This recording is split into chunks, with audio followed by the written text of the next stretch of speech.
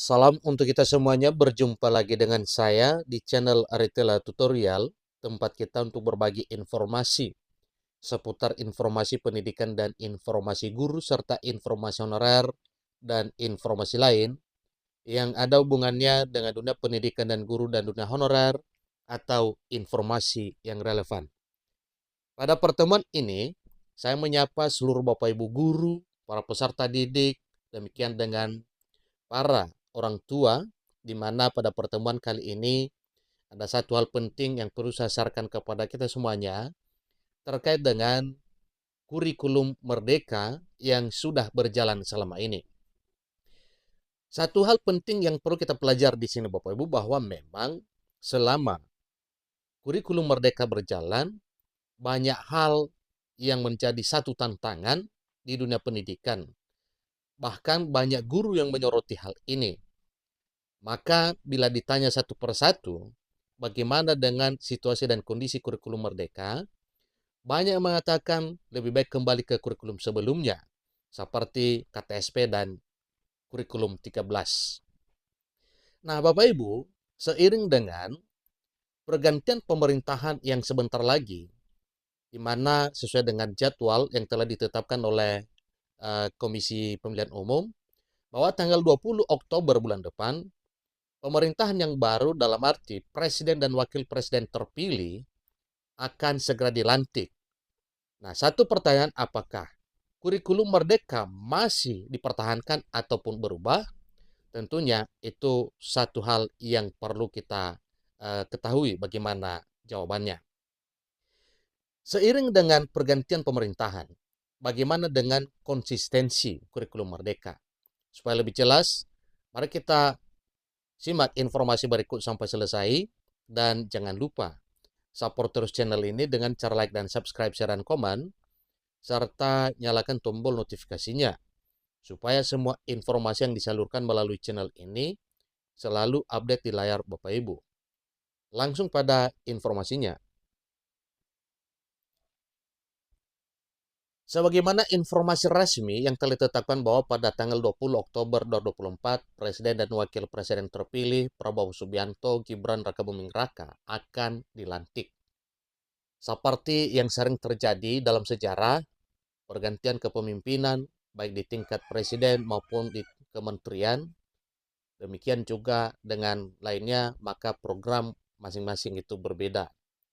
Nah, Bapak Ibu, biasanya pergantian Menteri Pendidikan, maka jelas ada juga pergantian dan ada juga perubahan-perubahan terkait dengan dunia pendidikan. Setiap kali terjadi transisi kepemimpinan, muncul pertanyaan yang sama. Apakah kurikulum akan mengalami perubahan lagi? Tentu itulah nantinya yang perlu kita ketahui ke depan ini. Keraguan ini menjadi refleksi atas pengalaman masa lalu, di mana perubahan kebijakan pendidikan seringkali mengikuti perubahan politik tanpa adanya kesinambungan yang jelas. Namun, dengan hadirnya kurikulum merdeka, disampaikan bahwa ada tanda-tanda upaya mempertahankan konsistensi dalam sistem pendidikan, meskipun di tengah perubahan politik yang kerap terjadi. Kurikulum ini meskipun masih menghadapi kritik dan perdebatan di kalangan praktisi dan akademisi, dipandang sebagai solusi terbaik saat ini untuk membangun sistem pendidikan yang lebih relevan dengan kebutuhan generasi masa kini. Kurikulum Merdeka mencoba menjawab tantangan globalisasi dan perkembangan teknologi, meski tantangan dalam implementasinya tetap ada. Kurikulum Merdeka dirancang dengan fleksibilitas lebih tinggi dibandingkan kurikulum sebelumnya. Pendekatan ini memungkinkan peserta didik mengeksplorasi minat dan bakat mereka secara lebih mendalam dengan kurikulum kebebasan yang diberikan kepada sekolah dan guru dalam menyesuaikan pembelajaran. Aspek lain yang menonjol adalah fokus pada pembelajaran berbasis proyek, yang tidak hanya mendorong penguasaan pengetahuan teoritis, tetapi juga keterampilan praktis. Namun, tidak dapat dipungkiri bahwa implementasi kurikulum merdeka menghadapi tantangan. Banyak pihak mempertanyakan efektivitasnya, terutama di daerah yang kurang akses terhadap fasilitas pendidikan yang memadai. Kontra yang muncul seringkali berkaitan dengan ketimpangan pendidikan dan kesiapan infrastruktur, terutama bagi sekolah di daerah terpencil. Nah, ini selama ini memang menjadi persoalan Bapak Ibu, karena memang di daerah terpencil ini sangat sulit untuk dijangkau penerapan kurikulum merdeka ini. Nah, dengan demikian maka muncul satu pertanyaan, apakah kurikulum merdeka ini tetap dipertahankan nanti ke depan? Tentu itu adalah satu hal yang masih menjadi pertanyaan sampai sekarang. Jelasnya, kalau masih tetap dipertahankan, maka sangat disayangkan daerah-daerah terpencil oleh karena aksesnya itu tidak sebagaimana daerah-daerah di pusat kota atau di daerah maju. Di sisi lain, untuk mempertahankan keberlanjutan kurikulum ini, fokus harusnya diarahkan pada penguatan sumber daya manusia atau personalia, khususnya para pendidik yang notabene adalah para guru. Para guru sebagai ujung tombak pendidikan harus disiapkan secara matang agar mampu menerjemahkan kebijakan ini ke depan, ya, dalam praktik kelas yang efektif.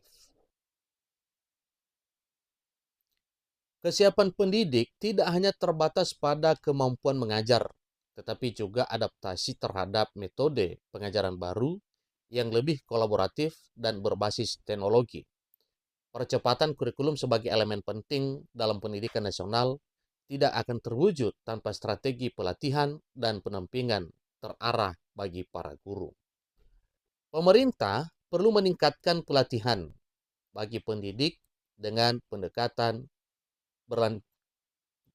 berkelanjutan yang tidak hanya terjadi dalam satu kali pelatihan, tetapi menjadi proses yang berlangsung secara kontinu atau secara terus-menerus.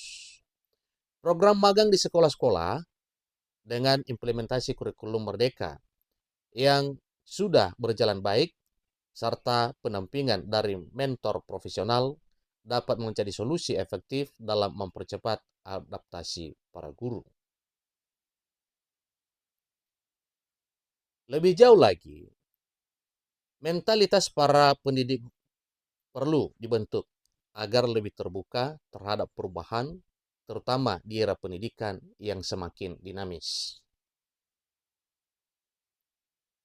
Kurikulum merdeka tidak hanya menuntut pada perubahan sistem, tetapi juga menuntut kreativitas dan inovasi yang tinggi dari para guru sebagai aktor utama dalam proses pembelajaran. Guru tidak lagi dapat terpaku pada metode konvensional yang sifatnya monoton dan membatasi ruang gerak peserta didik. Mereka harus siap menghadapi tantangan yang baru yang memerlukan fleksibilitas, adaptasi, serta kemampuan untuk mengembangkan pembelajaran yang kontekstual dan relevan dengan kondisi saat ini. Oleh karena itu, sangat penting untuk mendorong para pendidik agar terus belajar dan mengembangkan diri. Proses pembelajaran yang berkelanjutan bagi para guru menjadi kunci keberhasilan kurikulum merdeka dalam jangka panjang. Guru perlu mendorong untuk mengeksplorasi berbagai metode baru yang lebih kreatif, baik melalui pelatihan, kolaborasi antar sejawat, maupun eksperimen di kelas. Dengan demikian, mereka akan lebih siap menghadapi berbagai dinamika yang terjadi di lapangan serta mampu menciptakan lingkungan belajar yang lebih menarik, interaktif, dan memberdayakan peserta didik.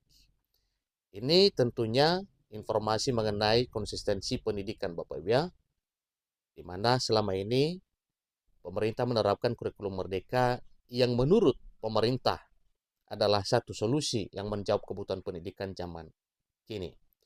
Tetapi untuk perubahannya ke depan, seiring dengan pergantian pemerintahan, sampai sekarang belum bisa diprediksi bahwa memang kurikulum merdeka ini akan diganti atau tidak. Demikian informasinya. Sampai ketemu pada informasi berikutnya. Terima kasih.